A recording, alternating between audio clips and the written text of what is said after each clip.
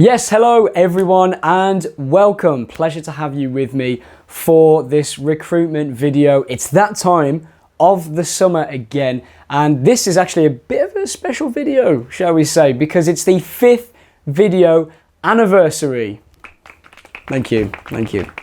Appreciate it. Now, also a big thank you to Talking Wolves as well for letting me, obviously, have this platform as a voice to voice my good and not so good opinions over the years. And the first video I did for this was in 2021, when I looked like this. And my two dream buys for Wolves' defence were Jules Koundé and Nuno Mendes, who both play for Barcelona and PSG respectively, which sort of shows you the fall off that Wolves have had, I suppose. Now, in all seriousness, the topic of regression has been the biggest one that we've discussed this year, and it is a bit of concern. If we're looking at the last 4 seasons, first we finished 10th under Bruno Lage in his first year.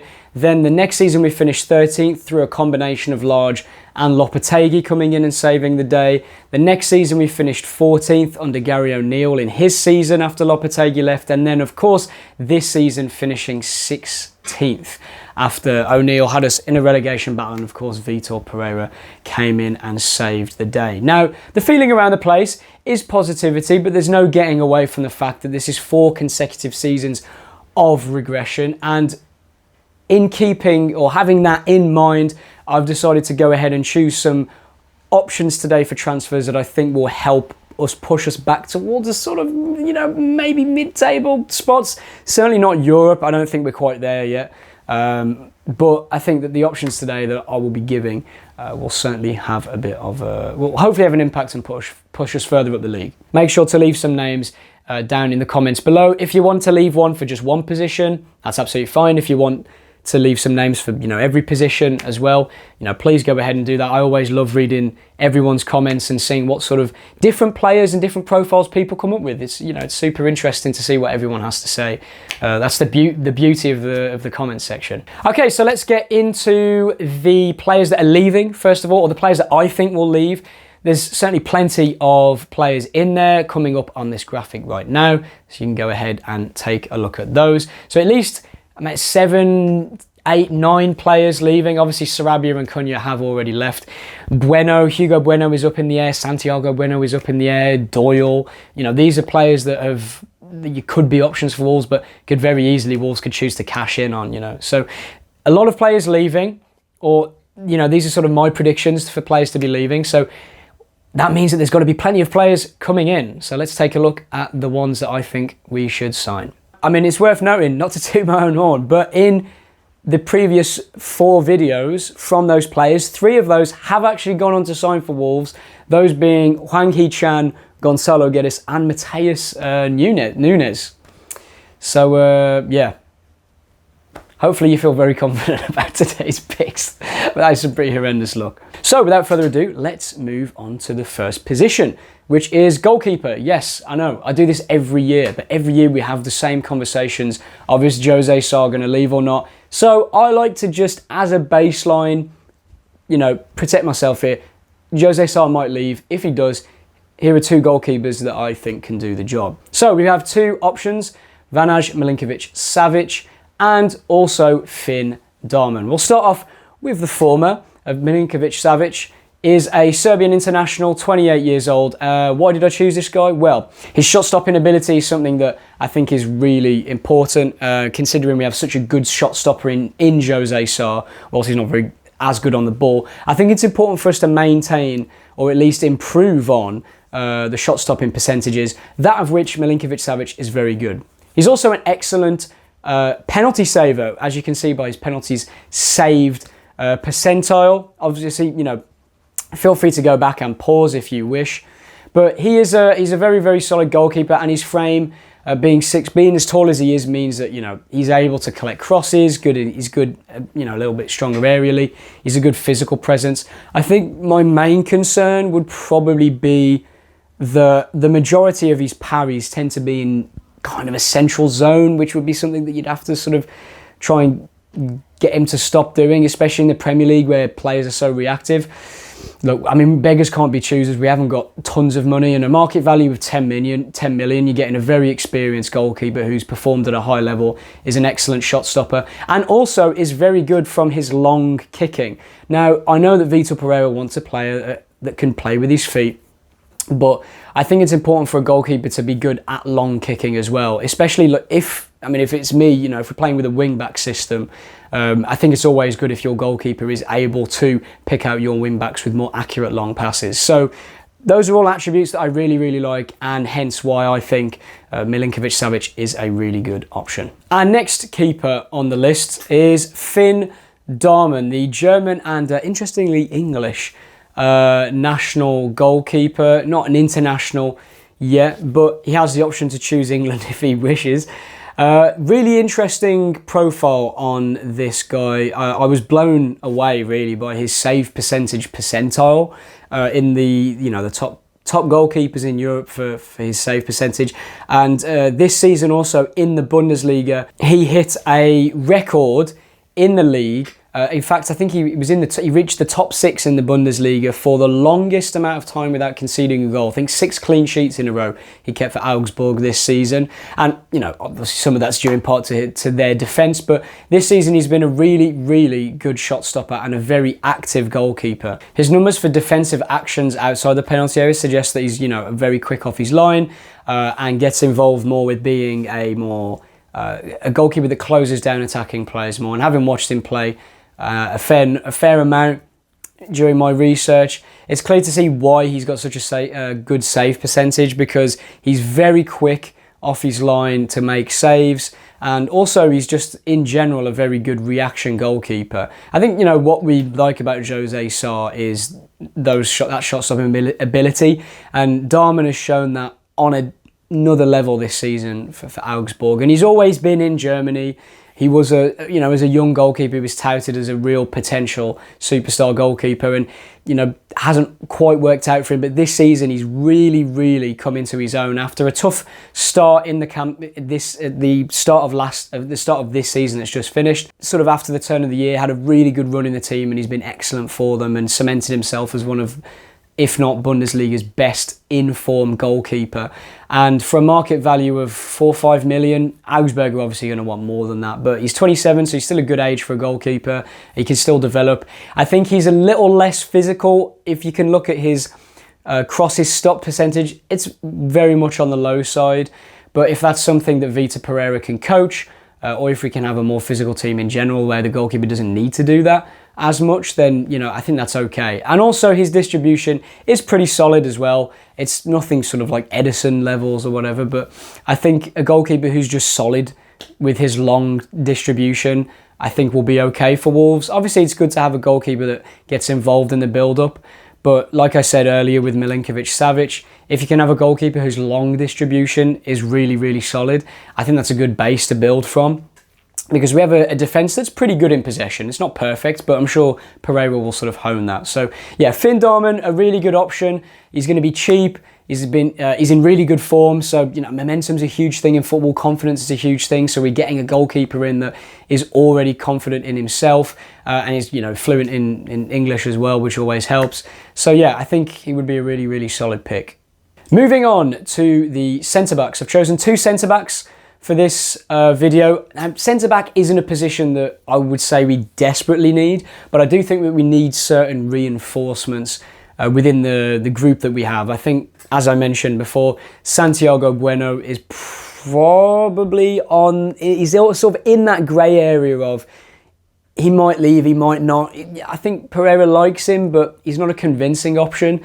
And you're looking at that right centre-half position. You've got Doherty, you've got Giga, you've got Mosquera. I think Bueno, you could shift into the central role, but I think that left centre-back is a little bit of a issue, to be honest, because I looked through the squad on Transfermarkt and we only had 1 left-footed centre-half, which is, I think for me, it's nice to have a mix in there. And the only left-footed centre-half we have is Totti. And so if Totti gets injured, automatically your defence is far less effective because you have to shift someone over to that left-hand side who isn't necessarily going to be comfortable playing on that side with, if the majority of our centre-backs are right-footed. So for this next target, I wanted a left-footed centre-back to cover Totti Gomez, and I was also obviously looking for that homegrown quota. And with those in mind, the player I settled on is Callum Doyle, who was out on loan at Norwich this season from Manchester City. No relation to Tommy Doyle. It's a strange coincidence. They both play for City and they both have the surname Doyle. But Doyle, his namesake, has had an excellent season at Norwich, and he provides something which I think is really valuable to this Wolves team. What is that, you say? Well, it's his ability on the ball. Now, look, he's a good defender. Obviously, if you're looking at centre-backs, they've got to be good defensively. But I do think in those wide centre-back positions, it's important for them to be really good on the ball, as they're going to be exposed to more of the opposition's technical players, pacey players, etc, etc. What I really like about Doyle is his vision and his ball carrying ability. For me, as I mentioned earlier, in that wider centre-back role, we're going to need someone who can bring the ball out of play with confidence and play those important passes. And Doyle, for me, shows a high level of comfort. He's had multiple seasons now in the Championship where he's been a solid defender. And also, at just 21, he's got a lot of potential. And as an understudy to Totti Gomez, I think he really fits the bill of a player that would suit the way that we want to play. Being a team that plays in transition, I think his quality in possession would be really valuable in terms of distributing it quickly to either the wing-backs or the central midfielders. And immediately once you sort of get that foothold or you get that baseline with the back three, I think it gives you a really good building block. And Doyle, I think for me, has a lot of experience to easily be an England international and cement himself in that left centre-back position. It's going to be tough. I think Totti Gomez is an excellent player and Doyle is untested yet at Premier League level, but I do think that he is a really, really good option for us to have a really good ball-playing centre-back with a lot of potential, a lot of quality in possession, and good quality defensively as well. Our second option for centre-back is Christopher Wu, who actually I believe was linked with us a few days ago. If we're assuming that Mosquera does stay, I think for the central centre-back role, if Bueno leaves, I think Wu is a really good option. Honestly, the reason I say that for central centre-back he would be a good option is because he plays pretty similarly to Agbadou. Agbadou's very front foot, he's very aggressive. As soon as the ball comes into the centre forward's feet, he's always on them straight away, getting his foot in, getting the ball back and bringing it forward. And that's what Christopher Wu, I think for me, does best. From my time researching him, it's very clear to see that he's a very front foot centre-back, very quick to close down his man and try and win the ball back as fast as possible. He's got pretty long legs as well, which sounds strange, but it's really useful for tackling, as you'd imagine, getting your foot around another player and winning the ball cleanly and being confident to do that is a huge thing. He's really solid aerially and also has really, honestly, decent dribbling. There's a lot of moments where you'll see him maybe under pressure by one or two players, and similarly to Agbadou, sometimes he's just able to either burst past them or just a really good but simple bit of footwork just to give himself some more space or to get past one or two players and give himself a better chance of sort of spraying those passes. So in terms of an understudy, Agbadou is someone who has experience in Ligue 1, the top league of French football, and he's someone I think that Wu could learn a lot from, and I think Agbadou would complement Wu's game. So I think he's a really solid option and you're looking at his market value of really only 5-6 million maybe. If you're paying a few million over that, Transfermarkt is accurate, but you got to take it with a pinch of salt. I think it's a really good option, honestly, as a backup to Agbadou. I think he has very similar characteristics in the way that he plays. And I think, he has a good amount of experience for someone who's 23, he's an international. So I think you can't ask for much more than that with the price. And he fits the bill of what Pereira seems to be wanting in his centre-backs, which is athletic, strong, front foot, allows us to play a higher line, because they have the pace to recover. So yeah, Christopher Wu, again, another really solid option. Not homegrown, but he's cheap and offers some real value in depth. Moving on to the wing-backs. Again, two options for wing-backs, and those are Andre Rachu and Diego Moreira. So let's start off with Rachu. He is the right wing-back option for this video. Now, Nelson Semedo, we're not sure if he's going to leave or not. At the time of recording, which is the 15th of June, he hasn't left yet. There's been no confirmation that he's staying. So I'm going off the premise that he's leaving. In his place is the Romanian international Raciu, who has had a very, very solid season for Rayo Vallecano in La Liga. 2 goals, 3 assists. When you look at it straight away, it doesn't blow you away. But look at those percentiles. Again, go back and pause if you want to. But really, really good carrier of the ball, dribbler of the ball, and he's good at creating chances as well. Weirdly enough, he's a sort of mix of Matt Doherty and Ryan Aït-Nouri, which is probably a sentence that no one has ever said in human existence. But you know, there you are. It's been said today. It's really strange. He sort of combines the trickery and the flair of Aït-Nouri with the positional awareness of Doherty in the final third, which, I mean, you know, for me is great. Defensively, his percentiles aren't outstanding, but he's a solid enough defender. You know, I think for wing backs, when it comes to Wolves wing backs specifically, we use them so much in the offense. We need defenders that are going to maybe get forward more. And Semedo's got a lot better than that since he's joined. Very underrated servant. And I think Raciu can come in and do a very good job. He loves a roulette. He loves a step over. And the way that he gets away from players and drives the ball up the pitch is really similar to Aït-Nouri. It's just, you know, a player that doesn't quite get the hype, or the same amount of hype, because he plays in La Liga for, you know, Rayo Vallecano, who, you know, no disrespect to them, are sort of the lower mid-table clubs. So, you know, I think that he would be a really, really solid option, especially for the market value. And again, he's an international, which is a, you know, valuable experience. And you know, he's been looked at by Spurs and Barcelona. I think the Barcelona links have kind of quietened down. Spurs were, I think, maybe interested, especially with Dragusin being his international teammate. But Raciu, for me, is a player that can come in and offer something that we haven't had on the right-hand side, which is a right back with real instinct in the final third and a really good ability on the ball. I urge you, honestly, just go and watch some highlights of this guy. So entertaining to watch.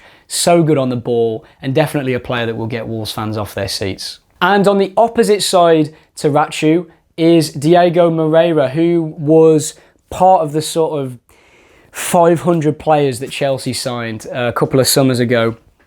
He's been sent on loan, sorry, not on loan, he signed for Strasbourg, and has been a hugely effective player for them under Liam Rossini this season. Now, he can play basically any position on the left-hand side. Left back, left wing back, left midfield, left wing, which I think offers some really good versatility and just shows that he can do both sides of the game, in all honesty. What I really like about Pereira, again, is that, you know, he's only 20, he's quite raw, but he reminds me of the young Aït-Nouri. I know, obviously, I mentioned Raciu plays in a similar way. I think Pereira isn't quite as tricky and as silky, but he has really decent defensive awareness for such a young player who used to be an attacking player. And he's got really good energy, reads the game pretty well, gets up and down the pitch well, and contributes as well going forward. He's got a really good cross on him.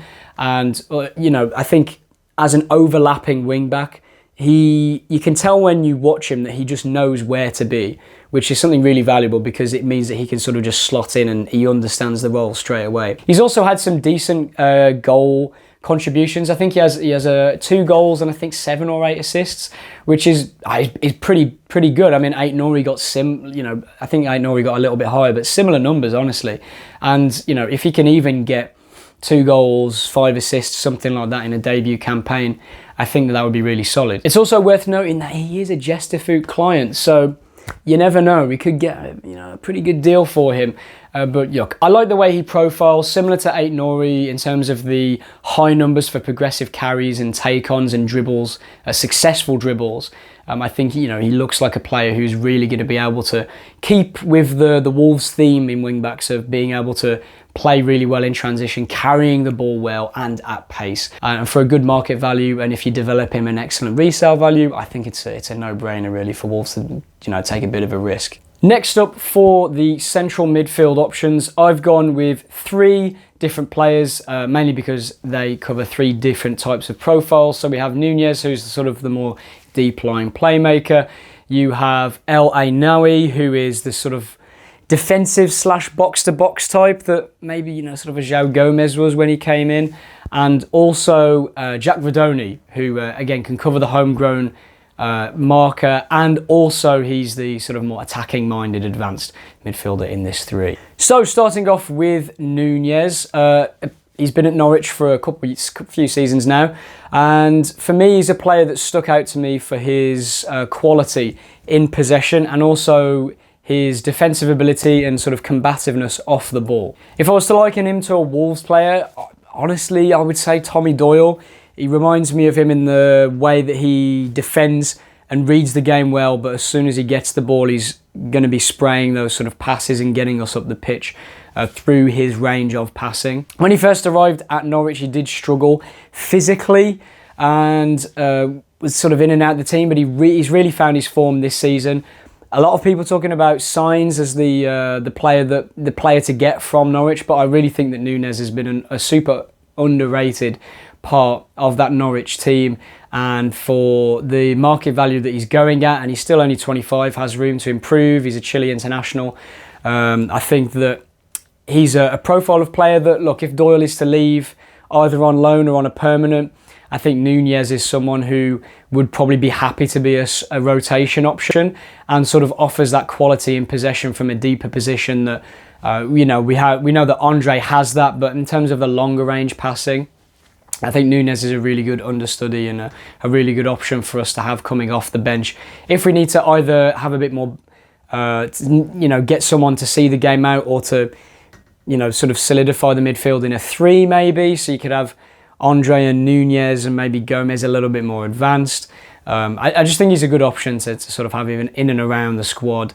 Maybe not my top buy and not a player we necessarily need, but if the opportunity arises where, a sort of Doyle leaves, or, we have someone who we need to be more of a playmaker from a deeper position, I think, he's an option for us.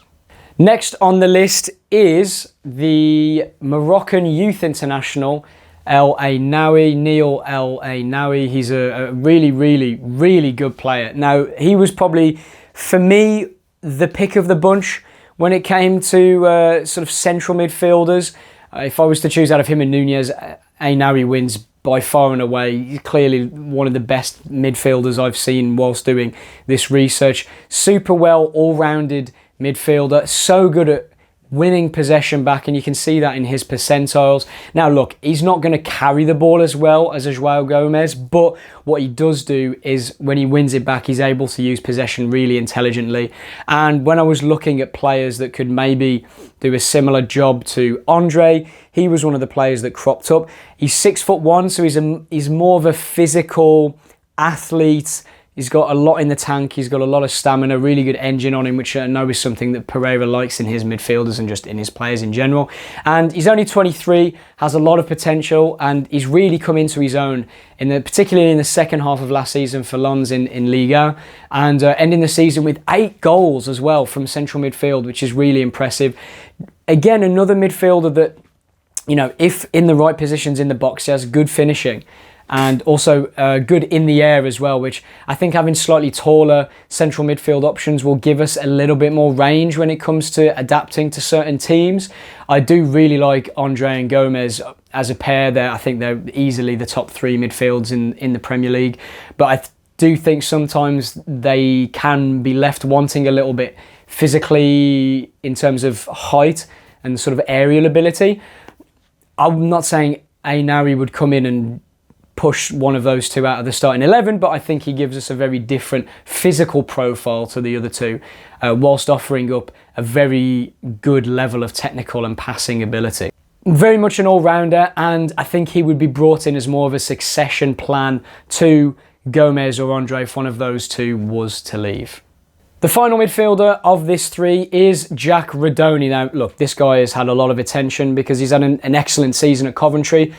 Had my eye on this guy for a while, to be honest, since sort of the turn of the year, and he was really, pulling up good numbers. He was decent at other clubs as well, like Huddersfield previously before he went to Coventry, but this season in particular, he's been really good. 10 goals and 12 assists, I think, from central midfield, or, you know, more attacking midfield position is ridiculous. And again, he is the sort of the taller, more physical attacking midfielder. He's not quite the sort of diminutive midfielder that you would expect to play in a number 10 position. But I think that despite the fact that he is a bit taller and on the lankier side, you know, if you want to say it, put it in those terms, I think he's excellent technically. A lot of the time, Radoni finds himself, you know, either one or two with a couple of players marking him, and there's a lot of times where he's able to shift the ball really quickly, and despite being a taller player, moves really well, moves really fluidly. Just a super technically good player who's able to work in tight spaces. He's got a really good passing range.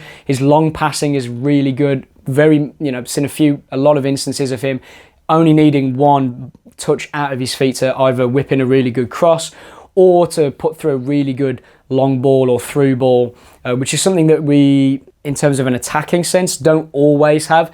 Gomez is getting better at that, and he's improved massively in terms of his offensive capabilities since he joined Wolves. But Radoni for me is a player which, you know, if you want someone to sort of tick the homegrown marker, he's someone who could really do a job. And for me, having a central midfield player that has the sort of centre forward like instincts to get into the box and finish chances is something really rare and something really valuable and underrated, I think. And I think that paying the money for that sort of type of player is going to be really useful in getting us up the table and also making up for the loss of goals and assists through Aït-Nouri and Cunha. You know, we've got to make it up in other positions. If we can't do that with the fullbacks, at least someone, you know, bring someone in from the central midfield zone or the wingers that can make up for that loss in goal contributions. Right, it's the moment you've all been waiting for, maybe. I don't know. The forwards.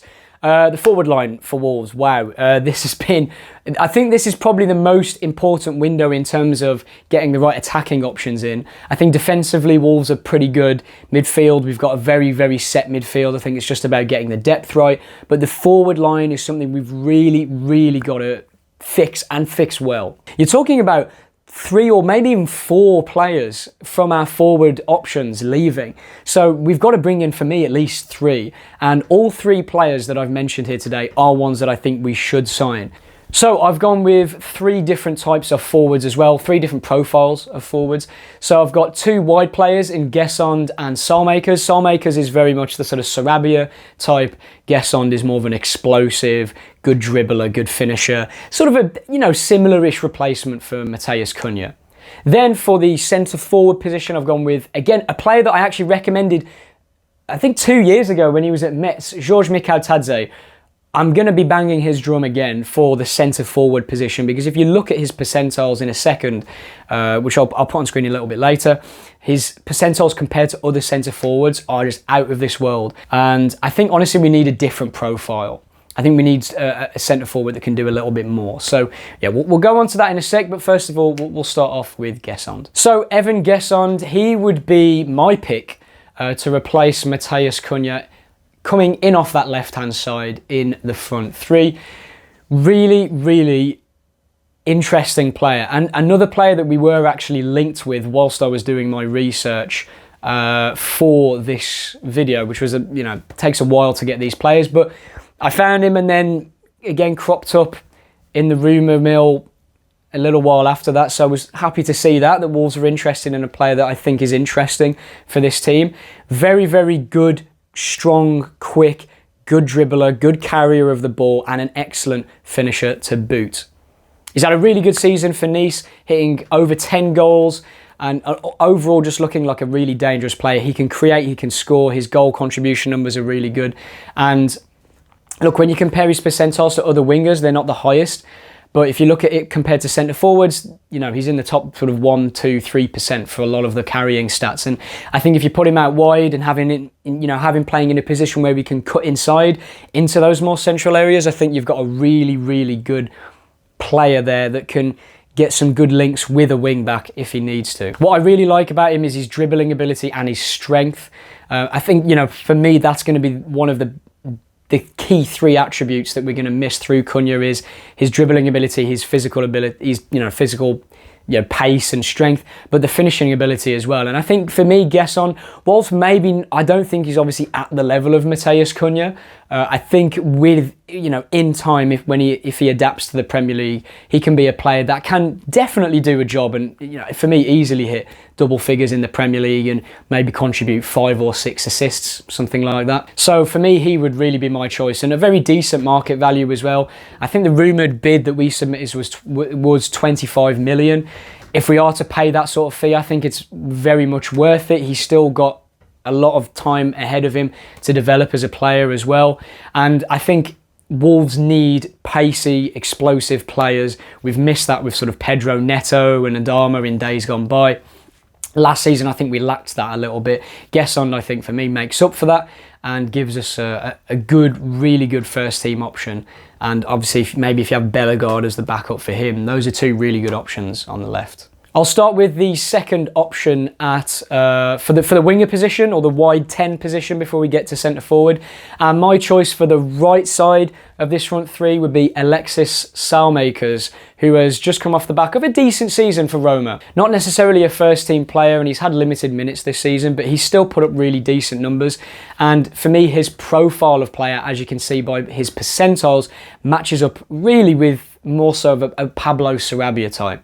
He ranks really highly in sort of some of the defensive numbers in terms of interceptions, etc., which for me, suggests that he's very good at sort of winging the ball back high up the pitch, which I think was, something that maybe Sarabia wasn't always the best at, but, if he was on form, he was a really useful option. What I really like about him is his passes attempted and completing stats as well.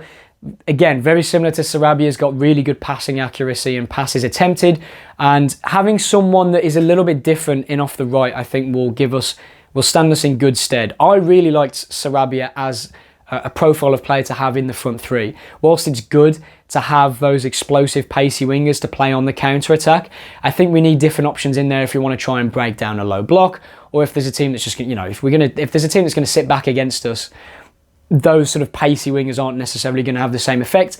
If you can bring in that wide playmaker / winger kind of player that can find that pass or get that cross in that's going to unlock a defence, I think it's a really valuable thing to have. He's also still a really good age, and with the fact that he hasn't been a first team player for Roma, I think you could probably get him for a really reasonable fee. And I do think Salamakers is, he's quicker, he's younger, and he does have better dribbling in my opinion than Sarabia.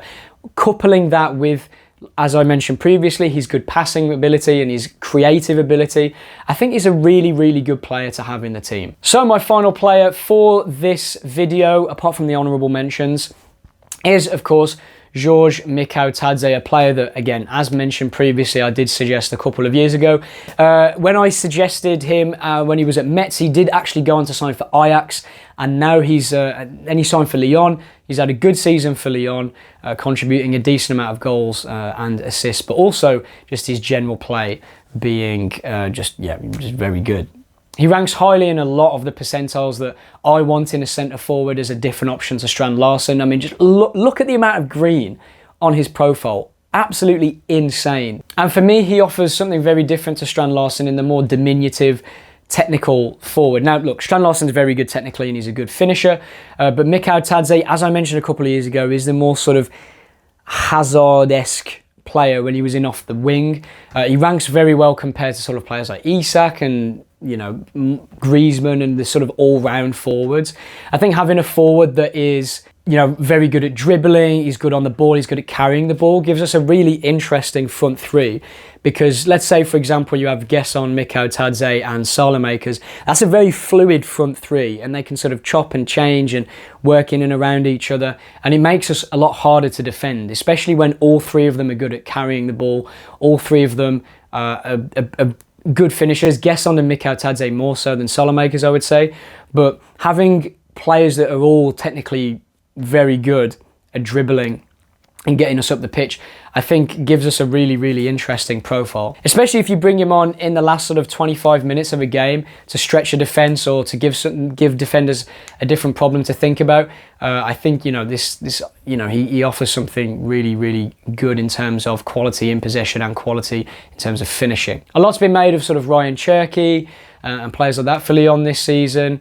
But I do really think that Mikhail Tadze is one that we should have really looked at, or at least signed when he was at Metz. And I think now, again, as he's improved and gotten a few more seasons in sort of top league football, I think now is the time to really sort of break the bank, maybe spend 20 to 25 million on this guy and get him in and just see what he can do in the Premier League, because he's such an exciting player. He's the sort of player that you want to pay money to go and see. He's entertaining, excellent dribbler, can score all sorts of goals, and will give some Wolves, another arrow to their arsenal, which is only a good thing. And particularly with the struggles that we've had in depth in forward positions, having him as a backup to Gesson and Strand Larsen, he can play on either of those positions, I think is a no-brainer for me. So here is how I think a matchday squad could look with these new players in. Darman in goal, Moreira, Rachu as the wing-backs, Gesson in that left wing spot. Manetzi's going to retain his right wing spot purely because I think Vitor Pereira just really likes him. And, I like him as well. I think he offers a lot to this team in terms of pressing, and, he gets the best out of Jürgen Strand Larsen. But, of course, if we're looking at the bench now, Callum Doyle easily makes it on there. You've got your backups, Mosquera, Gomez, Lima. Ainawi, I think, would probably be the backup centre mid. Although, honestly, it's very little to choose between him and Rodoni. I'd be happy with either one. Rodoni is obviously also better for that homegrown quota. Then you have Bellegarde, and then Saelmakers and Mikhail Tadze as the forward option. So overall, a very, very decent squad for a Premier League match day. And of course, to finish off, here are the honourable mentions. These are players that I think are good and could make a difference, just didn't quite make the cut for the top picks in this video. But have a quick read through and let me know what you think in the comments down below. So that was the Pereira project. I think I might dub this the Vitor Pereira project. I hope you guys enjoyed, and I hope you guys like the suggestions. As always, please make sure to leave your suggestions in the comments section down below. As you folks at home know, I love reading through the comments and seeing what everyone has to say, as I did with the What We Learnt series a few times this season. As always, thank you very much for watching. Hope you enjoy the summer. Hopefully there's going to be plenty of transfer news, and hopefully Wolves won't sign a player before this video comes out and makes some of my suggestions a little bit out of date. But, you never know. If Wolves do end up signing someone, like they signed Strand Larsen right after I posted my recruitment video last summer, if they do end up signing someone, then hey, my options are still very valid in terms of adding options to the squad. So yeah, I hope you enjoyed. Have an excellent summer, everyone, and I will see you in the next video that I appear on.